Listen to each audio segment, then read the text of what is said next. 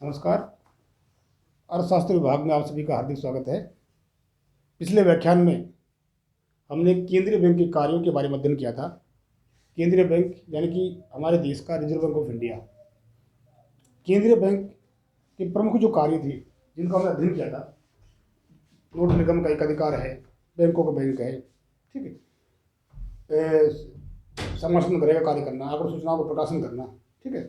तो खुले बाजारी क्रियाओं में किस तरह से अंशपत्र और क्रय विक्रय करना, कुल मिला के हमने केंद्रीय बैंक के कार्य पढ़े थे। और उन कार्यों में लास्ट में कार्य आया था 8वां, मैंने बताया था साख नियंत्रण का कार्य, ठीक है।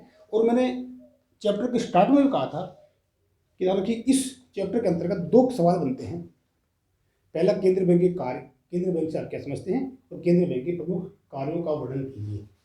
तो उसमें हमारा जो साख नियंत्रण है, जो 8वां कार्य होता है उसका अलग, उसका शॉर्ट में वर्णन आ जाएगा। और दूसरा ध्यान रखिए, अलग से आ सकता है सवाल कि साख नियंत्रण से आप क्या समझते हैं, साख नियंत्रण का प्रमुख उद्देश्य और साख नियंत्रण को नियंत्रित करने वाली रीतियों के बारे में समझाइए, या यूँ कहें कि केंद्रीय बैंक के साख नियंत्रण को समझाइए। यही बात है। तो कुल मिलाकर मैं बता रहा था आपको कि साख नियंत्रण के बारे में अलग से भी सवाल पूछा जा सकता है, ठीक है। तो साख क्या है, साख का नियंत्रण क्या है, ठीक है। तो इसका अध्ययन करेंगे। तो मैंने कहा एक पॉइंट के आधार पर एक सही ढंग से इसके सिस्टमेटिक जब इसका अध्ययन हम करते हैं तो हम देखेंगे कि पहले केंद्रीय बैंक का जो हमारा साख नियंत्रण है, साख नियंत्रण का अर्थ, साख नियंत्रण का उद्देश्य और केंद्रीय बैंक के साख नियंत्रण को नियंत्रण करने वाली रीतियां या विधियां जो हमारी हैं, ठीक है। तो पहले बैंक साख नियंत्रण का अर्थ यानी कि केंद्रीय बैंक देश के व्यापार वाणिज्य एवं जन साधारण की साख की आवश्यकताओं के अनुसार साख की मात्रा में जो घटत बढ़त करता है, ठीक है। कहने का मतलब है कि जो साख है, जो मुद्रा है, ठीक है, देश के व्यापार वाणिज्य एवं जन साधारण की आवश्यकताओं, साख की आवश्यकताओं के अनुरूप रखिए। इसमें घटत बढ़त करना अर्थात अर्थव्यवस्था में जो ट्रेड साइकिल्स की स्थिति आती है, अर्थात अर्थव्यवस्था में जो इन्फ्लेशन की स्थिति आती है, जो संकुचन की स्थिति आती है, यूँ कहूँ सिंपल एक लाइन में कि जो आर्थिक उतार चढ़ाव आता है अर्थव्यवस्था में, उस ध्यान रखिए आर्थिक उतार चढ़ाव को मैंने आपको पहले ही बताया था कि उस आर्थिक उतार चढ़ाव को केंद्रीय बैंक जो है अपनी मौद्रिक नीति की सहायता से करता है। तो कुल मिलाकर देखी जाए तो देखिए साख नियंत्रण की जो ये पैरामीटर्स हैं, जो ये मौद्रिक नीति है, मॉनेटरी पॉलिसी एक तरह से, ठीक है। क्योंकि मैं बताया था कि जो मौद्रिक नीति है उसका संचालन केंद्रीय बैंक यानी रिजर्व बैंक ऑफ इंडिया करता है। और इन जो बड़े नीतियाँ हैं इनके आधार पर उनका संचालन करता है। और संचालन क्या करता है, यानी कि जो अर्थव्यवस्था की आवश्यकता के अनुरूप साख की मात्रा को बैलेंस में बनाए रखना है। यानी कि जब आर्थिक उतार चढ़ाव की स्थिति आती है, अर्थात जब तेजी की स्थिति आ जाए तो उसको किस प्रकार से कंट्रोल किया जाए, और जब संकुचन या मंदी की स्थिति है तो उसमें किस प्रकार से सुधार किया जाए। तो कहने का अर्थ ये मेरा मतलब है कि साख नियंत्रण का अर्थ केवल और केवल साख की मात्रा को कंट्रोल करना है, नियंत्रित करना है, कम करना ही नहीं है। ध्यान रखिए, जब साख की मात्रा कम होती है तो उसमें वृद्धि करना भी है।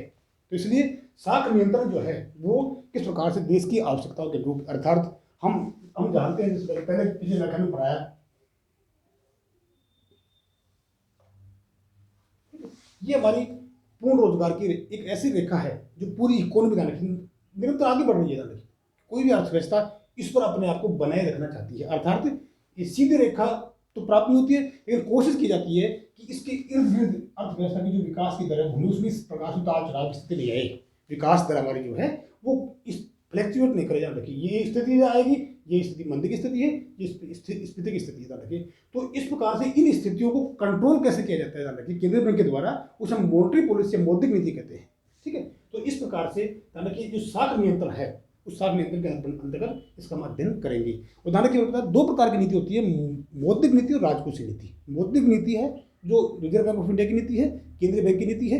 इसके इन बिंदुओं के आधार पर ध्यान रखिए मौद्रिक नीति के द्वारा जो इस आर्थिक उतार चढ़ाव में अर्थव्यवस्था को साख की मात्रा में घटत बढ़त करने का काम, अर्थात उसको बैलेंस बनाए रखने का कार्य किया जाता है, ठीक है। और दूसरी राजकोषीय नीति गवर्नमेंट की नीति है, सरकार आय व्यय और ऋण के माध्यम से किस प्रकार से अर्थव्यवस्था के विकास को आगे बढ़ाए, उसको अध्ययन करेंगे बाद में। खैर, तो मैंने कहा तो ये हमारी साख नियंत्रण का अर्थ रहता है। अब साख नियंत्रण का उद्देश्य क्या है, देखिए साख नियंत्रण रिजर्व बैंक ऑफ इंडिया के द्वारा क्यों किया जाता है, ठीक है। तो सिंपल भाषा में आपको बता दिया, ठीक है, कि इस जो उतार चढ़ाव की स्थिति को कम से कम करने के लिए, अर्थात इस लाइन के नज़दीक इकोनॉमी को रखने के लिए ये किया जाता है। अब इसमें देखते हैं, पहला है मुद्रा प्रसार व मुद्रा संकुचन को सुधारना। यानी कि मुद्रा प्रसार को और मुद्रा संकुचन को सुधारने, दोनों को जानना। मुद्रा प्रसार अर्थात मुद्रा का प्रसार मतलब क्या है? मुद्रा की मात्रा में तेजी से वृद्धि होना, इसे हम कहते हैं मुद्रा प्रसार। कि मुद्रा ज़्यादा बढ़ गई तो क्या होगा? जान रखिए, इससे मुद्रा की वैल्यू घट जाएगी, परचेजिंग पावर ऑफ मनी कम हो जाएगी, जान रखिए। ठीक है, तो मुद्रा प्रसार हो जाएगा, इन्फ्लेशन बढ़ जाएगा। तो ऐसी स्थिति में क्या होगा कि इस प्रकार से जो शाख नियंत्रण के द्वारा, जान रखिए, केंद्रीय बैंक के द्वारा इस मुद्रा प्रसार जो हमारा है उसको कम कैसे करें। मैंने बताया ना कि स्थिति हमारी जो है इसको हम डाउन कैसे लाएं, जान रखिए, ये काम भी रिजर्व बैंक ऑफ इंडिया के द्वारा किया जाता है, या शाख नियंत्रण का मुख्य उद्देश्य है।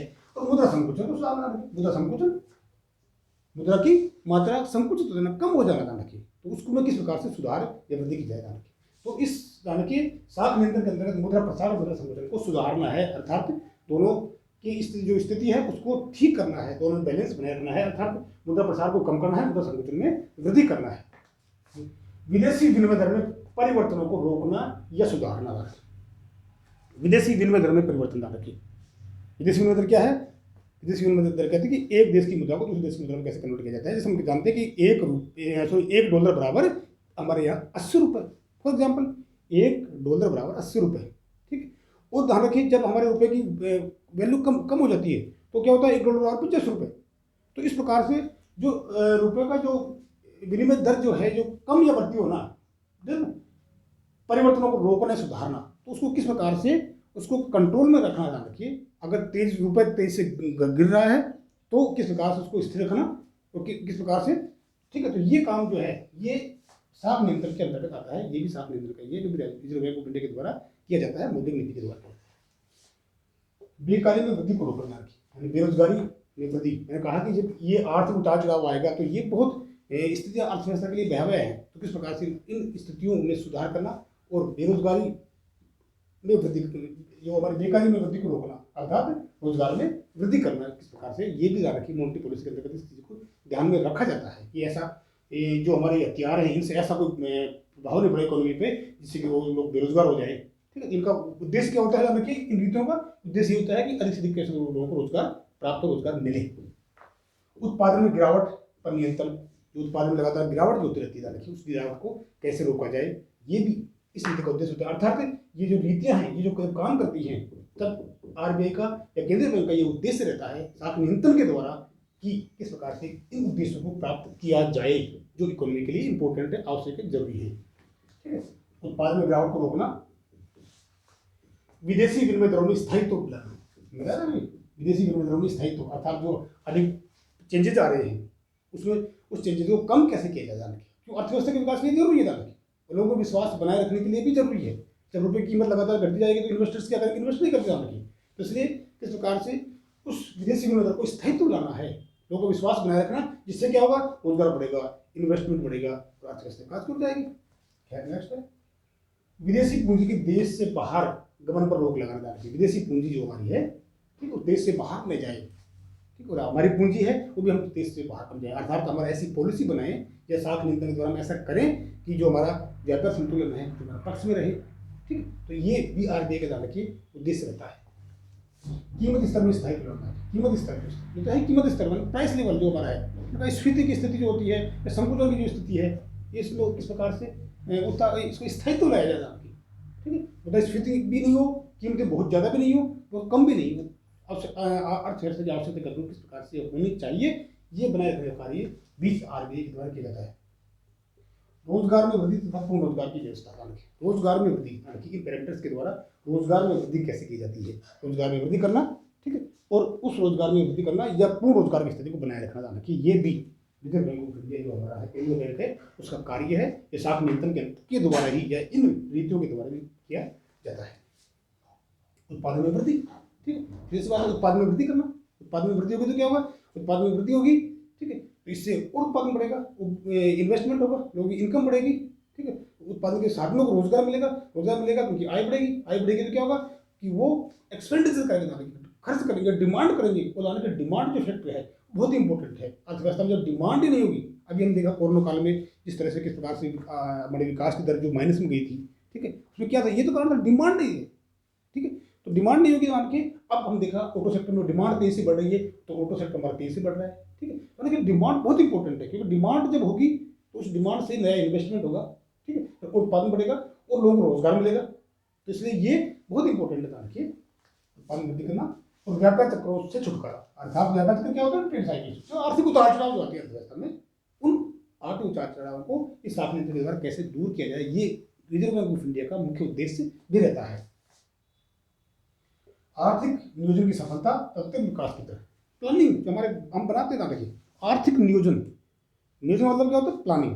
प्लानिंग का मतलब क्या है? किसी काम को करने से पहले जब कल्पना करते हैं, सोचते हैं, जो प्लान बनाते हैं उस प्लानिंग, और इसमें जो होती है आर्थिक और इकोनॉमिक। ठीक है, जो आर्थिक नियोजन जो हम तैयार करते हैं, प्लानिंग जो हम तैयार करते हैं, वो कैसे सफल हो। हम जो बजट पेश करते हैं उस बजट में देखते हैं कि अगले वित्तीय वर्ष में हमको ये जो काम करने हैं, इनको ये अचीवमेंट हमें प्राप्त करना है, यानी कि इन उद्देश्यों को हमें प्राप्त करना है।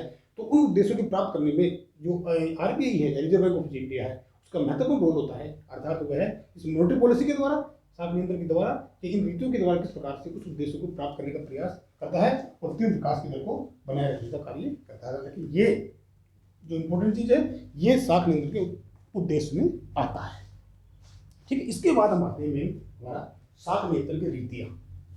ठीक है, तो साख नियंत्रण की जो रीतियाँ हैं, देखिए साख नियंत्रण की जो रीतियाँ हैं दो प्रकार की है। पहली ये परिमाणात्मक साख नियंत्रण, दूसरी गुणात्मक साख नियंत्रण। यानी कि परिमाणात्मक साख नियंत्रण की रीति वो रीति होती है जो व्यापारिक जो बैंक हैं उनके डायरेक्ट कोषों पर प्रभाव डालती है, अर्थात अर्थव्यवस्था में जो डायरेक्ट किस प्रकार से मुद्रा प्रसार की मात्रा में कमी या वृद्धि करने का की जाती है, उस पर डायरेक्ट प्रभाव डालती है। गुणात्मक साख नियंत्रण, ये गुणात्मक साख नियंत्रण डायरेक्ट प्रभाव डालकर अप्रत्यक्ष प्रभाव डालती है, और साथ ही साथ ये सेक्टर वाइज बहुत इंपॉर्टेंट चीज है, सेक्टर वाइज कार्य करती है।